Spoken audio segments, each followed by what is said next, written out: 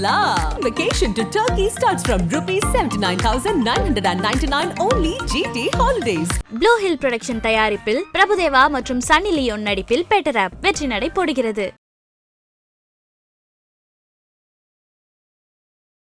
சீமானை திராவிட முன்னேற்ற கழகம் இவங்கெல்லாம் என்ன பண்ணுவாங்கன்னா, நீங்க எதிர்க்கிறீங்கன்னா உங்களை அறிவில்லாதவன் ஒன்றும் இல்லாதவன்ற மாதிரி காமிக்க விரும்புவாங்க. இது எம்ஜிஆருக்கு நடந்தது. எம்ஜிஆரை பயன்படுத்தி திமுக ஆட்சியை பிடிச்சதெல்லாம் பண்ணுச்சு. சீமானுக்கிட்ட இருக்க 2ஆம் கட்ட தலைவருக்கும் சீமானுக்கும் பிரச்சனை. இவங்க வெளியே போயிடுவாங்க, அவர் வெளியே போயிடுவான்றத கருத்தை உருவாக்கிட்டே இருக்காங்க. காளியம்மால திட்டுறோம். கலைஞர் திட்டுனதெல்லாம் கேள்விப்பட்டிருக்கீங்களா? கலைஞரை பார்க்கவே போக மாட்டாங்க. அப்படி திட்டு வராங்க கோபமா. நான் இப்பவும் சொல்றேன்ல, 2026 ஒழுங்கான கூட்டணி அமைக்காம இதே மாதிரி உருண்டுட்டு புரண்டுட்டு இருந்தா அதிமுக மீண்டும் பின்தள்ளப்படும், ஒன்றும் இல்லாமல் போகும். கூட்டணியை வலுவாக அமைத்து தேர்தலை சந்தித்தால் ஆட்சியை பிடிக்கும். நாம் தமிழர் கட்சி அதிமுக கூட்டணிக்கு அழைக்கிறாங்க. ஒரே வாய்ப்பு விஜய் கூட இருந்தது, அதுவும் இல்லைன்னு ஆயிடுச்சு. அப்போ சீமான் தனித்தே நிற்போம்னு அறிவிச்சிட்டார். அண்ணாமலையும் அவருக்கான ஒரு கூட்டத்தை தான் உருவாக்கி வச்சிருக்காரு. யங்ஸ்டர்ஸ் எல்லாம் ஃபாலோ பண்றான்னா அண்ணாமலை பேசுறதுக்கு அதுதான். அண்ணாமலை போயிட்டு அவனும் போயிடுவான். அண்ணாமலை இங்கே வரவே மாட்டாரு, வேற தலைவர்கள் தான், அவன் எல்லாம் விஜய்கிட்ட போயிடுவான். கொஞ்சம் மிஸ் ஆனாலும் திமுக எதிரில் இருப்பது திமுக உங்களை காமெடியன் ஆக்கிடுவாங்க.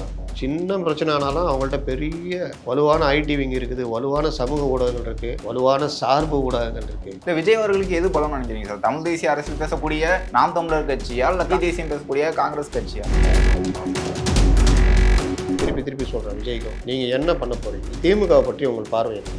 அதிமுகவை பற்றி உங்கள் பார்வை? கூட்டணி கட்சிகள் பற்றி நீங்கள் என்ன நினைக்கிறீங்க? உங்களுடைய ஆட்சி எப்படி வரும்னு நினைக்கிறீங்க? 2026 நீங்கள் வருவீங்களான்னு உங்களுக்கு நம்பிக்கை இருக்கா? இல்லை 2031 தான் என்னுடைய இலக்கு. இது நான் ஒரு பரிச்சார்த்த தேர்தல். நான் கூட்டணிக்கு ரெடியாக இருக்கிறேன், யார் வந்தாலும் ஏற்றுக்கொள்வேன். ஏன்னா நான் ஆளுங்கட்சியுடைய இதை நான் எதிர்க்கிறது தான் நான் கட்சி வந்திருக்கேன், கட்சியை ஆரம்பிச்சிருக்கேன். மக்களுக்கான கட்சி இது. ஆட்சியை பிடிப்பு தான் என்னுடைய லட்சியம். உங்கள் கொள்கை என்ன? அனைத்து மதங்களையும் நான் நேசிக்கிறேன். எல்லாவற்றையும் எல்லாத்தையும் நீங்கள் சொல்லணும். சொல்லிட்டு கமல்ஹாசன் மாதிரி போயிடக்கூடாது.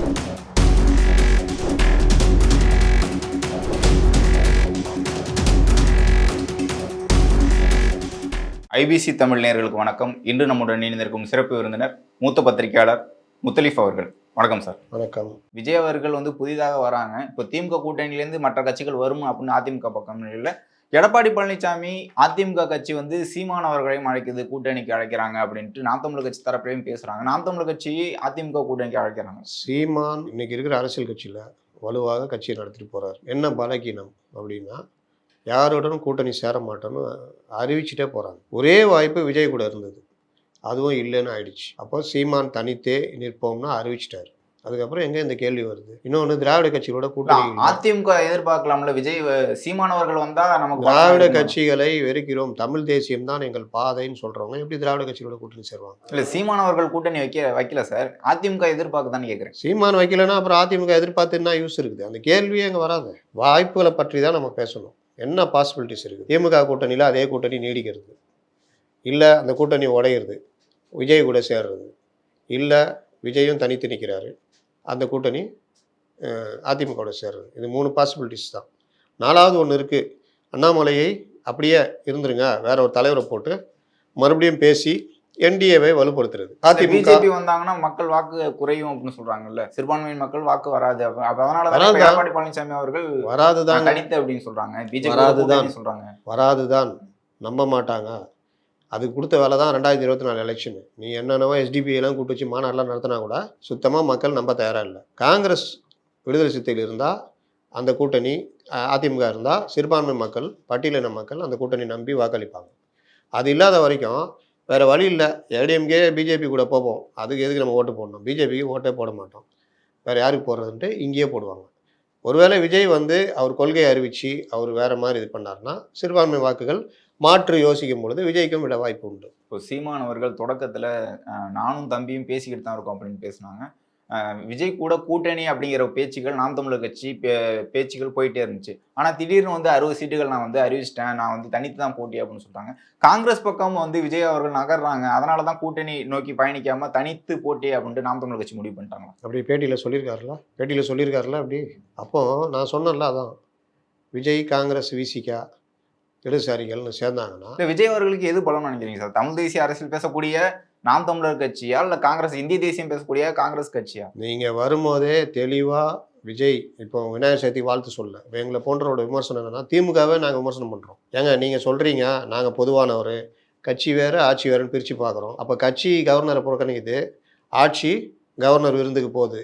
அப்படின்னா கட்சி பெரியார் பாதையில் இருக்குது, ஆனால் பெரியார் பாதைனா சூளமேட்டில் இருக்குது, அதை நினச்சிக்காதீங்க. பெரியார் வழி.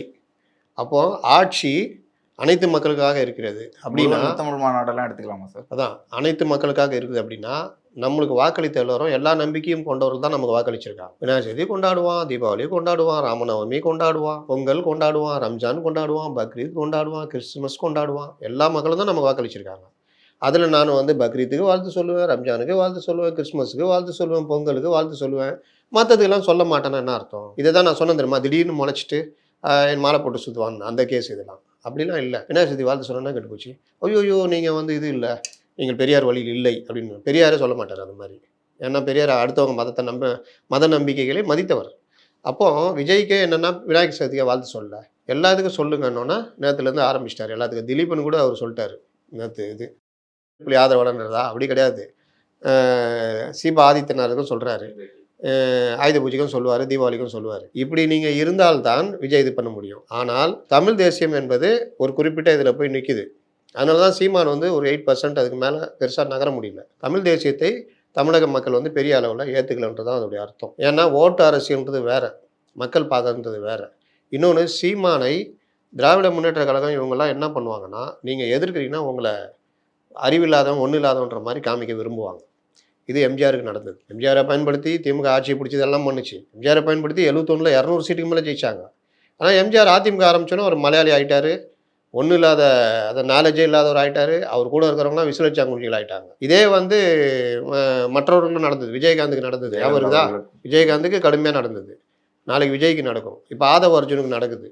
ஆதவ அர்ஜுன் கால் மேலே கால் போட்டு உட்காந்துருக்காரு, பேனா ஆட்டிக்கிட்டு பேசுகிறார். என்ன பேசிட்டோம், என்ன வேணால் பண்ணிட்டோம், சொல்கிற கருத்துன்னு அதான் மேட்ரு.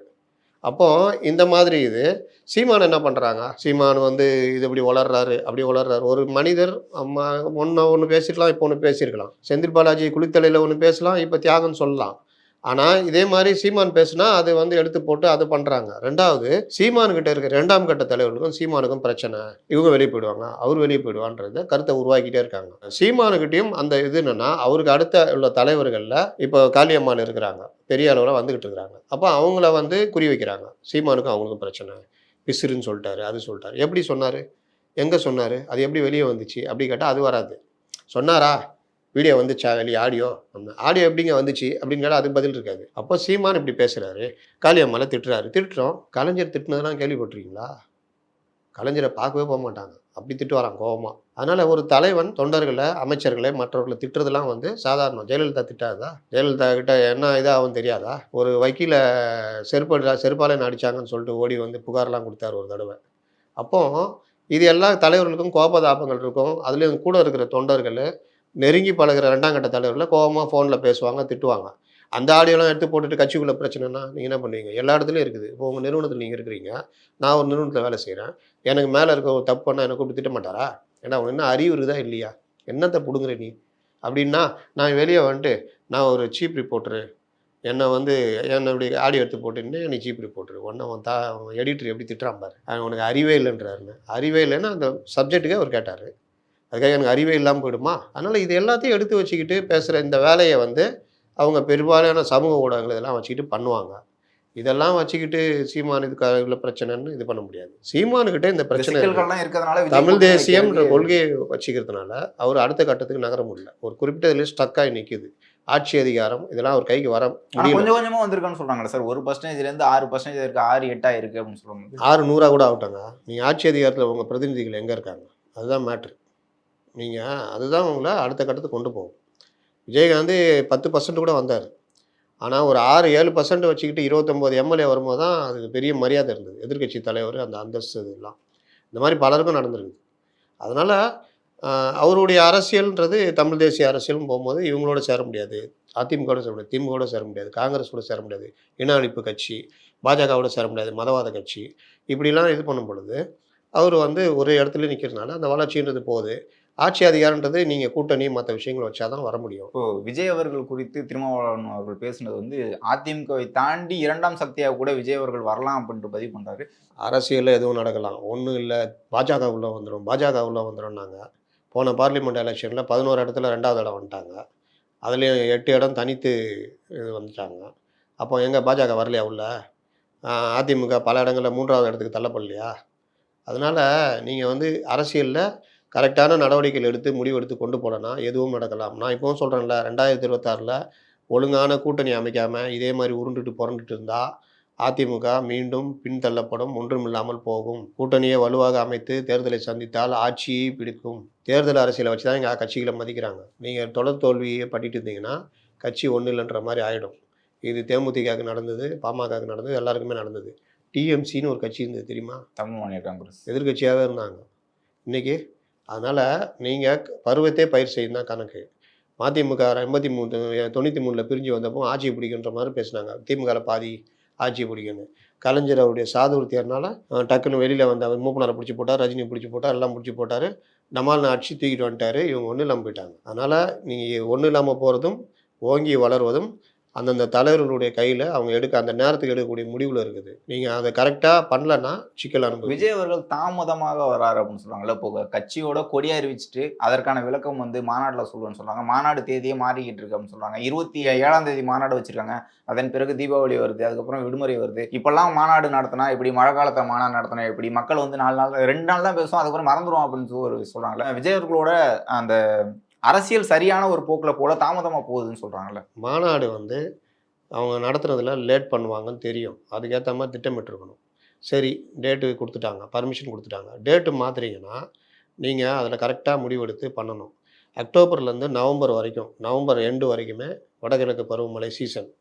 எப்போ புயல் வரும், எப்போ மழை அடிக்கும், எப்போ பெருமழை இருக்கும்னு சொல்ல முடியாது. அந்த நேரத்தில் மாநாடு தொண்டர்களை வர வைக்கிறதுன்றது இதை விக்கிரவாண்டியில் பக்கத்து கிராமத்துலேருந்து வரதில்லை. தமிழ்நாடு ஃபுல்லாக இருந்து வரணும், பஸ்ஸு பிடிச்சி ரெடி பண்ணி வரணும். நீங்கள் வடகிழக்கு பருவமழை ஆரம்பிக்கும் போதே தென்மேற்கு பருவமழை முடிகிற சீசனு. அந்த சீசனில் பார்த்தீங்கன்னா தென் மாவட்டங்கள் ஃபுல்லாகவே மழை வந்து கொட்டுன்னு கொட்டிகிட்டு தான் இருக்கும். அது முடிகிற கரெக்டாக வடகிழக்கு பருவமழை ஆரம்பிக்கும், அப்போவும் மழை கடுமையாக இருக்கும். அப்போ அங்கேருந்து தொண்டர்கள் வரணும், கொங்கு மண்டலத்துலேருந்து வரணும், மத்திய மண்டலத்துலேருந்து வரணும்னா, அந்த டெல்டாலேருந்துலாம் வரணும்னா மழைகளே இல்லாமல் இருந்தால் தான் நிம்மதியாக வருவான். இன்னொன்று அவன் வந்துட்டு உடனே போகணுன்னா தீபாவளி 2 நாள் இருக்கும். தீபாவளிக்கு வேலை செஞ்சால் தான் போனஸ் கொடுப்பாங்க முதலாளி. எல்லாம் கவர்மெண்ட்டில் வேலை செய்யல. அப்போ அந்த பிரச்சனை. தீபாவளியை ஒட்டி நடக்கிற டிராஃபிக் ஜாம், விக்கிரவாண்டி சாலையெல்லாம் கடுமையாக இருக்கும். மழை, இது எல்லாத்தையும் சேர்த்து தான் முடிவு பண்ணியிருக்கணும். அப்போ டிசம்பர் 2nd வீக்கு இந்த மாதிரிலாம் திட்டமிட்டு இருந்தால் கரெக்டாக இருந்திருக்கும். யாரோ அவருக்கு தப்பான ஐடியா கொடுக்குறாங்க, அவர் போட்டார். சரி, போட்டாச்சு, கொண்டு வராரு. இயற்கை ஒரு வேளை ஒத்துழைச்சி அப்போ எதுவும் பிரச்சனை இல்லைன்னா மாநாடு நல்லபடியாக நடக்கும். இப்போ மேட்ரு அது இல்லை. மாநாட்டில் நீங்கள் என்ன பேச போகிறீங்க? கமலஹாசன் ஒருத்தர் கட்சி ஆரம்பித்தார். அப்படியே பூம் பண்ணார். பின்னாடி வச்ச எல்இடி ஸ்க்ரீனை விட பெருசாக எதிர்பார்த்தோம். ஆனால் 7 நிமிஷம் பேசினார், சொதப்பிட்டு போயிட்டார். ஏன்னா அவர்கிட்ட நீங்கள் கட்சி ஆரம்பிக்கணும்னா திருப்பி சொல்கிறேன் விஜய்க்கும், நீங்கள் என்ன பண்ண போகிறீங்க? திமுகவை பற்றி உங்கள் பார்வை என்ன? அதிமுகவை பற்றி உங்கள் பார்வை என்ன? கூட்டணி கட்சிகள் பற்றி நீங்கள் என்ன நினைக்கிறீங்க? உங்களுடைய ஆட்சி எப்படி வரும்னு நினைக்கிறீங்க? 2026 நீங்கள் வருவீங்களான்னு உங்களுக்கு நம்பிக்கை இருக்கா? இல்லை 2031 தான் என்னுடைய இலக்கு, இது நான் வந்து ஒரு பரிச்சார்த்த தேர்தல், நான் கூட்டணிக்கு ரெடியாக இருக்கிறேன், யார் வந்தாலும் ஏற்றுக்கொள்வேன், அவர்கள் வந்து ஜாதிய மதவாத கட்சியாக இருக்கக்கூடாது, இந்த மாதிரி சில கண்டிஷனு இதெல்லாம் போட்டு நான் ரெடியாக இருக்கிறேன். நான் வந்து ஆளுங்கட்சியுடைய இதை நான் எதிர்க்கிறது தான் நான் கட்சி வந்திருக்கேன், கட்சியை ஆரம்பிச்சிருக்கேன், மக்களுக்கான கட்சி இது, ஆட்சியை பிடிப்பு தான் என்னுடைய லட்சியம். இந்த மாதிரி நீங்கள் என்னென்ன சொல்கிறீங்க, உங்கள் கொள்கை என்ன?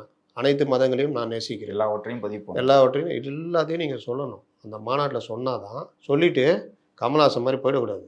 பிக் பாஸ் போனார், ஷூட்டிங் போயிட்டு நான் பார்ட் டைம் அரசியல்வாதி அப்படின்னு பெருமையாக சொல்லிக்கிறேன், அப்படிலாம் இருக்கக்கூடாது. மறுநாளில் இருந்து அண்ணாமலை மாதிரி, சீமான் மாதிரி டே டு டே ஆக்டிவிட்டீஸில் தலையிடணும். இது எல்லா விஷயத்துலையும் கருத்து சொல்லணும், எல்லா விஷயத்தையும் உள்வாங்கிக்கணும், எல்லா விஷயத்துக்கும் ஆள் வச்சுக்கிட்டு இது இந்த மாதிரி பிரச்சனைன்னு கரெக்டாக கருத்து சொல்லணும். கொஞ்சம் மிஸ் ஆனாலும் திமுக எதிரில் இருப்பது திமுக, உங்களை காமெடியன் ஆக்கிடுவாங்க. சின்ன பிரச்சனை ஆனாலும் அவங்கள்ட்ட பெரிய வலுவான ஐடி விங் இருக்குது, வலுவான சமூக ஊடகங்கள் இருக்குது, வலுவான சார்பு ஊடகங்கள் இருக்குது. இன்றைக்கி ஆதவர்ஜுன் என்ன பண்ணுறாங்க?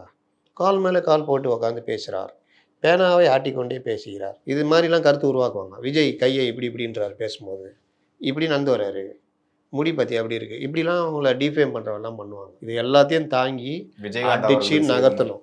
2ஆம் கட்ட தலைவர்கள் வரணும், 3ஆம் கட்ட தலைவர்கள் இருக்கணும், அவங்களும் பேசணும். இவர் மட்டும் சேர் போட்டு கமலாசன் உட்காந்த மாதிரி உட்காரக்கூடாது. எல்லாருக்கும் தீர்மானம் போடணும், தீர்மானத்தை எல்லாரையும் வாசிக்க வைக்கணும், எல்லாரையும் மக்களுக்கு அறிமுகப்படுத்தணும், அவங்களையும் தயார்படுத்தணும், அவங்களும் சரியான கருத்தை பேசணும். எனக்கு என்னென்னு பேசிட்டு ஓலட்டு மாட்டிக்கூடாது, அதை எடுத்து ட்ரால் பண்ணுவாங்க. ட்ரால் உலகம் இது. இது எல்லாத்தையும் எதிர்பார்த்து தான் அவர் வரணும். இப்போ அண்ணாமலை அவர்களே குறிப்பிட்டிருந்தீங்க, பிஜேபி அமைதியாக இருக்கு, அண்ணாமலை இல்லாத போது அமைதியா இருக்கு. முன்னாடியெல்லாம் வந்து எப்பயுமே ப்ரெஸ் மீட் கொடுப்பாரு, ஏதாச்சும் ஒரு பேசிக்கிட்டே இருப்பாரு. இப்போ அமைதியா இருக்கு பிஜேபின்னு சொல்றாங்க. அண்ணாமலைக்கு பிறகு அமைதியா இருக்குன்னா சார் தமிழ்நாட்டை பொறுத்த வரைக்கும் பிஜேபி? அண்ணாமலை இங்கேயே இல்லையே, லண்டன்ல இருக்கிறாரு. ஆனால் அதன் பிறகு பிஜேபியில் வந்து முக்கியமான எல்லா ஒரு அரசியலும் எடுக்கணும், அதை எடுக்கிறது இல்லைன்னு சொல்றாங்கல்ல. ஒரு படத்தில் விவேக்கிட்ட கேட்பாங்க, இவங்களுக்கெல்லாம் அவ்வளோ பேர் இருக்காங்களே, இவங்களாம் நீங்கள் என்ன செஞ்சீங்க, உங்களுக்கெல்லாம் என்ன செஞ்சேன் அப்படின்வாரு. ஒன்றும் செய்யல தலைவர், அதே தான் அவங்களுக்கு வருவார். அந்த மாதிரி அண்ணாமலைக்கு முன்னாடி பிஜேபி என்ன பண்ணியிருந்தது? அந்த தலைவர்களை நான் வந்து குறைச்சி மதிப்பிடல. ஆனால் அண்ணாமலைக்கு முன் அண்ணாமலைக்கு பின்னுன்னு வச்சுக்கிட்டா, அண்ணாமலைக்கு முன் பார்த்தீங்கன்னா வழக்கமான அரசியல் தான் பண்ணிட்டு இருப்பாங்க. யூஆர் ஆன்டி இண்டியன் அப்படின்ட்டு ஐடியாலஜிக்கல் சண்டை போட்டுன்னு இருப்பார் எச் ராஜா. அவங்க தமிழிசை டெய்லி இது பண்ணுவாங்க, ஆனால் ஒரு அக்ரெசிவ் பாலிடிக்ஸ் அவங்க கொண்டு போக மாட்டாங்க. அண்ணன் ஸ்டாலின் அண்ணன் இதுன்னு ஒரு மாதிரி போயிட்டு இருப்பாங்க. மற்ற தலைவர்கள் இருந்தாங்க, அது மாதிரி தான் இருந்தது. அண்ணாமலை வந்த பிறகு டே டு டே அரசியல், மற்ற இது அக்ரெசிவாக இது பண்ணுறது, திமுகவுடைய ஃபைல்ஸ் வெளியிட்டது, செகண்ட் ஃபைல்ஸ் வெளியிடும் போது அவர் அனுகூலமாக போயிட்டார் திமுகவோட.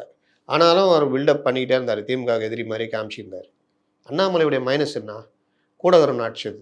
இந்த திமுக ஃபைல்ஸ் இதெல்லாம் அடித்து டெவலப் பண்ணி அதோடு சேர்ந்து அதிமுக கூட்டணி என்டிஏ கூட்டணி வலுவாகவே கொண்டு போய் இந்த பார்லிமெண்ட் எலெக்ஷன் சந்திச்சிருந்தா 10 எம்பியோ 15 எம்பியோ என்டிஏ கூட்டணிக்கு வந்திருக்கும். அதிமுகவுக்கு இந்த பிரச்சனை வந்திருக்காது. ஆனால் அவர் அங்கே ஒரு அடி விடும்போது இங்கே 2 அடி விட்டார். நம்ம தனியாக நிரூபிச்சுக்கணும்னு. அதை பாஜக மேலிடமாக அனுமதிச்சது. அதோடைய விளைவு என்னென்னா, ஒன் மேன் ஆர்மி மாதிரி பாஜக ஆயிடுச்சு. இப்போ நீங்கள் கேட்குறீங்களே, அதுதான் பதில். Bajaka one man army. Annamalai போயிட்டாருன்னா டொக்குன்னு உட்காந்துக்கும், அண்ணாமலை மறுபடியும் வந்தால் உயிர் பெறும். அண்ணாமலையும் அவருக்கான ஒரு கூட்டத்தை தான் உருவாக்கி வச்சுருக்காரு. யங்ஸ்டர்ஸ் எல்லாம் ஃபாலோ பண்ணுறான்னா அண்ணாமலை பேசுறதுக்கு அதுக்கு தான். அண்ணாமலை போயிட்டு அவனும் போயிடுவான். இன்னும் அண்ணாமலை இங்கே வரவே மாட்டார், வேறு தலைவர்கள் தான்னா அவன் எல்லாம் விஜய்கிட்ட போயிடுவான். இப்போ புரியுதா? அதிமுகவை திமுக பிடிக்காத ஒரு யங்ஸ்டர்ஸ் கூட்டம் அண்ணாமலை நல்லா பேசுகிறாரு அப்படின்னு வர்றான். கொஞ்சம் பேர் சீமான் நல்லா பேசுகிறான்னு அங்கே போகிறான். இதில் அண்ணாமலை நல்லா ஆளுங்கட்சி விமர்சனம் பண்ணுறதை மட்டும் தான் பார்க்குறாங்களா? அப்படிதான், வேற என்ன இருக்குது? அதான் சொல்கிறேன், விமர்சனமே இப்போ எப்படி போயிடுச்சுன்றேன். பேனா ஆட்டின்னு பேசுகிறாரு, கால் மேலே கால் போட்டு, அதான் போகுது. இப்போ சீமானுக்கிட்ட வர்ற கூட்டம் வந்து அப்படியே கலையுது இல்லை? இப்போ கலை வைக்கிற வேலையை பண்ணுறாங்கல்ல. சீமான் வந்து எப்போவுமே ஏதாவது வளரிட்டு இருப்பார். அவர் இது கிடையாது. அவங்க கூட்டணியிலே பிரச்சனை, அவங்க கட்சிக்குள்ளேயே பிரச்சனை, இவர் அப்படி சொல்கிறாங்களா? அப்போ அதை கேட்குறப்ப கொஞ்சம் இளைஞர்கள் என்ன ஆவாங்க? சீமான் வேணாப்பா, வேறு யாருக்கா போவோம், ஆனால் உங்ககிட்ட வரமாட்டேன் அப்படின்ட்டு வேறு யார்கிட்ட போவாங்க. இதே வந்து அண்ணாமலைக்கும் நடக்குது.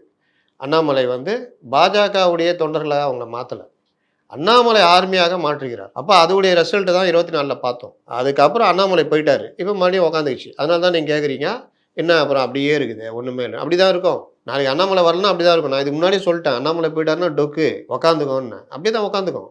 ஏன்னா இவர்கள் யாரும் இளைஞர்களை ஈர்க்கின்ற தலைவர்கள் யாரும் கிடையாது. நீ எச் ராஜா வந்து அப்படியே பேசிட்டு பேட்டி கொடுத்தாருன்னா அப்படியே யங்ஸ்டர்ஸ் ரொம்ப அழகாக பேசுகிறாருப்பா வருவான். ஏற்கனவே அவரை ட்ரால் பண்ணி ஒரு வழி ஆக்கிட்டாங்க, இனி அவர் என்ன பேசினாலும் ட்ரால் பண்ணுவாங்க. அதனால் அது எடுபடாது. நீங்கள் ஒருத்தனை காலி பண்ணோன்னா அவனை டிஃபேம் பண்ணுறது தான் மொதல் வேலை பண்ணுறாங்க. நீங்கள் சமூக வலைதளங்கள் மூலிமா உங்களை டிஃபேம் பண்ணுவாங்க, உங்களை ஒரு காமெடியன் ஆக்கிடுவாங்க. அதுக்கப்புறம் நீங்கள் என்ன சொன்னாலும் எடுபடாது. பாஜக பல நல்ல விஷயங்களை சொல்லுவாங்க, என்ன சொன்னாலும் பாஜக இது போயா நீ சொன்னால் தப்பு, வாடனால அடிதான் போ அப்படின்ற மாதிரி தான் கதை. அப்போது இந்த இதை மாற்றி அமைச்சது ஓரளவுக்கு பண்ணது அண்ணாமலை. இப்போ அண்ணாமலையும் சொன்னாங்க. ஆமாம், அதுதான் உண்மை. ராதாகிருஷ்ணன் இருந்தார், இப்போ கவர்னராக இருக்கார்.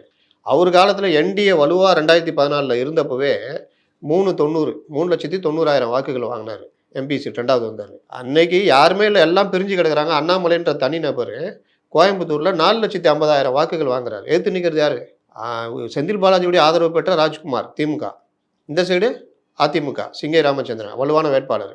இவங்க எல்லாரையும் மீறி அவரையும் பின்னாடி தள்ளி இவர் 2வது இடத்துக்கு 4.5 லட்சம் வாங்குறாருன்னா பாஜகவுடைய மற்ற தலைவர்கள்லாம் வந்து எச் ராஜாலாம் பேசியா வந்துச்சு. அதனால் இந்த மாற்றங்கள் இதெல்லாம் புரிஞ்சுக்கணும். இதெல்லாம் புரிஞ்சுக்கிட்டா நாம் ஒரு தெளிவான ஒரு இதுக்கு வரலாம். அதனால் பாஜக 2026 எலெக்ஷனில் இதே மாதிரி பாமகவோட சேர்ந்து நின்னாங்கன்னா அந்த வாக்கு சதவீதம்லாம் வராது. அதை தான் திருமாவளவன் சுட்டி காட்டுறாரு, எதிர்பார்க்குறாங்க, அது வராதுன்றது. அதுதான் கரெக்டு. 10% வந்தால் பெரிய விஷயம். இதே என்டிஏ கூட்டணி அப்படி சந்திச்சதுன்னா. ஆனால் அதிமுகவுக்கும் அதே தான் நிலைமை. கூட்டணி சேர்ந்தாங்கன்னா ஆட்சி நகர்த்திடுவாங்க. இவ்வளவு நேரம் உங்களுடைய நேரத்தை ஒதுக்கி உங்களுடைய கருத்துக்களை தெரிவித்ததுக்கு மிக்க நன்றி. Hola! Vacation to Thailand starts from 19,999 only. GT Holidays. Blue Hill production தயாரிப்பில் பிரபுதேவா மற்றும் சன்னி லியோன் நடிப்பில் பெட்டர் ஆப் வெற்றி நடை போடுகிறது.